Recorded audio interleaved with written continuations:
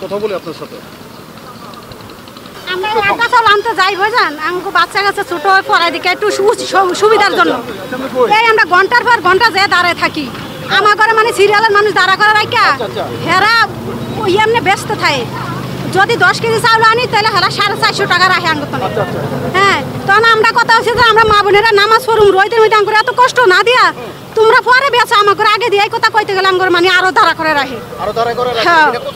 এই সব জায়গায় দুর্নীতিরা করতে আছে। আমরা মা বোনের করে আগে দিয়া হেরা পরে দুর্নীতি করো, আগে আমার ঘরে রইতে রইতে দাঁড়া করে না রাখে আঙ্গুর একটু আগে দিয়া দেব।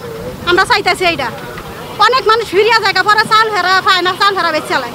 ওকে, ঠিক আছে, ধন্যবাদ। আপনার এটা দেখবো আমি। তো দর্শক, আমরা এখানে সবার সাথে কথা বলছি এখানে।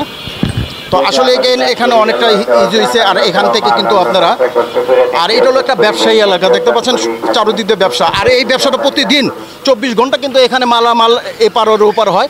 আর এখান থেকে মানুষের অনেক সময় টাকা বেশি রাখে, অনেক প্রবলেম করে। কিন্তু এইবার আমি যাদের সাথে কথা বললাম সেটা দেখতে পারলাম যে এখানে টাকা পয়সা এরকম একটা অনেকটা ইজি এখন বর্তমানে।